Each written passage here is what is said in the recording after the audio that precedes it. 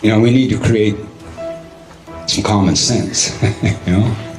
Whatever goes on, and however you go into this world about, that's what's missing. I mean, seriously, you know, as human beings, we're all familiar with it. We have 5 senses or whatever, but that 6th sense is really a common sense, and it's something that we all carry. While I was there, I saw the Iraqi soldiers come into the hospital with guns. They took the babies out of the incubators. Took the incubators and left the children to die on the cold floor. And there's not a whole lot of it being projected out into reality anymore. There's just all these distorted emotional fears and reactionary things that aren't really well thought out. You know, and the power of our intelligence. You know, it's how to show respect to the Creator and the sacred, we must show respect to our intelligence. Because the strength of the respect we can show to Creator and the sacred can only be reflected by the strength that we show to our own intelligence. This is about, to me, about respecting the Creator and about respecting the sacred. Respect our intelligence. It is our medicine, it's our protection, our self-defense. It's the only medicine and protection and self-defense we have, really. I mean, that's just reality, and it's how clearly we use our intelligence to think. The energy and power of our intelligence, this is how much power we have individually. They had kids in incubators, and they were thrown out of the incubators so that Kuwait could be systematically dismantled. The main reason we went into Iraq at the time was we thought he had weapons of mass destruction. It turns out he didn't. Have you ever had the situation where you felt powerless? And then while you're feeling powerless, how bad can you make yourself feel with your fears, doubts, and insecurity? And how does that affect the people around you that you interact with? That's power. And he said, we all got power, so whatever's going on, all right, we have power. It's just an example of power used incoherently.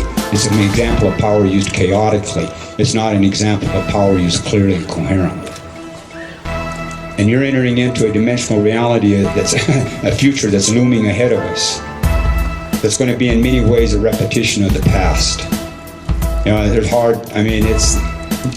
reality is closing in, and you all have to enter in. You're entering into it from a whole different level than me. I'm leaving it. I'm at that age, you know, I'll be gone in some period of time. But you're entering into something that we tried to fix, but we couldn't quite pull it off because in my opinion, we emotionally reacted to things more than we really clearly and coherently thought our behaviors and our paths out. And for us, you know, to respect our intelligence, I emphasize that to think, to understand there's a difference between thinking and believing. To me, to think, see, everything's about energy. Everything's about energy. Everything is about energy. We are human beings. The being part is our spirit, but in a technological perceptual reality, that spirit, that being part is defined and looked at as energy. Everything is about energy. Everything has energy. Everything has energy because our DNA, our bone, flesh, and blood, we're made up of the metals, minerals, and liquids of the earth, and we have being. Being comes from our relationships to the sun, sky, universe. All things of the earth are made up of the same DNA. Same metals, minerals, and liquids. All things of the earth have same relationship to the universe. All things have being. We're in a technological perceptual reality where being is defined as energy, and energy is to be consumed. This is the reality that we're in. And our energy, our spirit is being consumed by distortions and chaos that we don't truly understand. And people go around feeling like something's missing from their lives, and that's what's missing is this recognition of who we are, this recognition of our relationship, our true relationship to the sacred and the power of being a human being. Our power comes from how we perceive reality.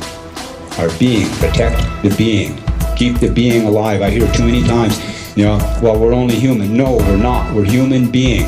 We're human being, visible, and invisible, visible. We're human being, and when we believe in the patterns that I'm only human, see, we're missing the most important part of ourselves, the being part, because the being continues.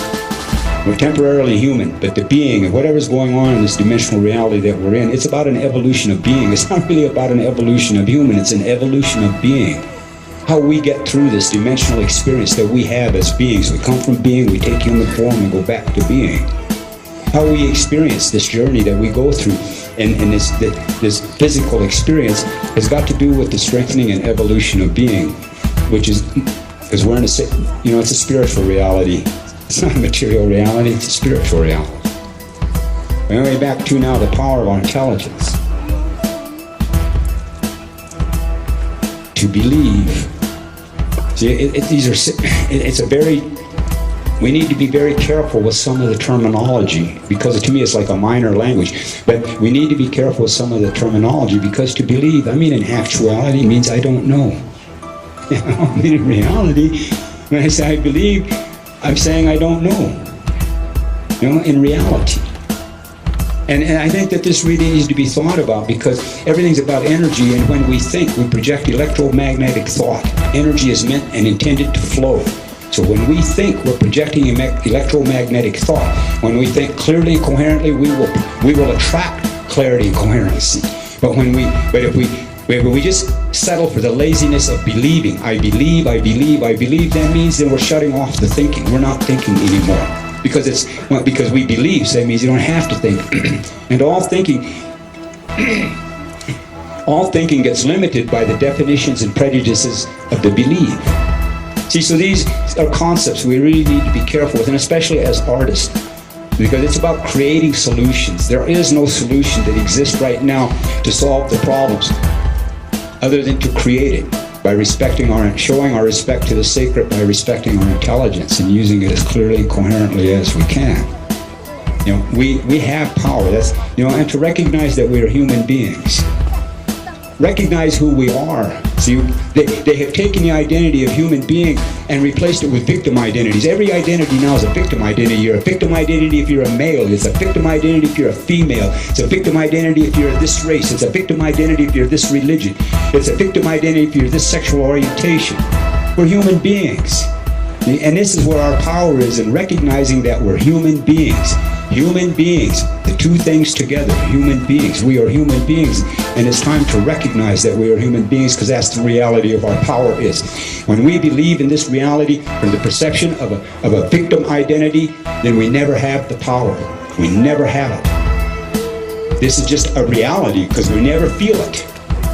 So we're human beings. And the other thing I want to put to this is our responsibility as human beings. Our responsibility as human beings is to recognize reality, not to judge it. To recognize the reality of the situation that we're in, and then we will be able to really truly see it and understand it. If we judge it, we can't recognize it, because the judging it is limited by the biases and prejudices. It's just like the belief.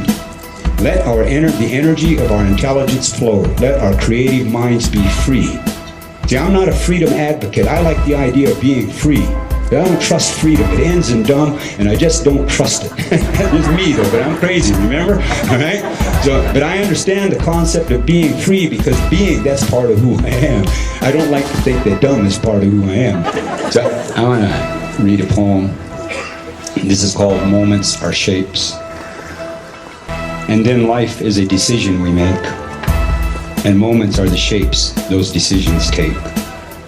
And evolution is a way of wandering through time, somewhere between birth and someplace before death, something from the past. Today brings for tomorrow. Wander dizzy or wander alert, and wonder about what could be some leftovers from the last go-round. And when the merry-go-round isn't feeling that merry, time to remind the tears a smile is just a smile away. Laughter brings us memories waiting for us to catch up, in realities of catching up to where we've already been. Through the good and the bad and the way fluxes. And nothing's been done that hasn't been done before. So the redoing is about redoing the same but different. And the ride is a hell of a ride if that's the ticket we buy. Insane ideas of pain is more acceptable than pleasure. And ideas of guilt by birth are what makes it acceptable. Turning light that's supposed to be light into a burdening. Walls and dead ends and windows behind locked pines. While in a conspiracy of reality, the moon and the stars join with the sun in a sending of more light for replenish. Every day brings more chances to ride the ride different. Every breath we take can be fresh breath in many ways. And in the choices between depressings and blessings, what we decide is what we create, is our show to star in.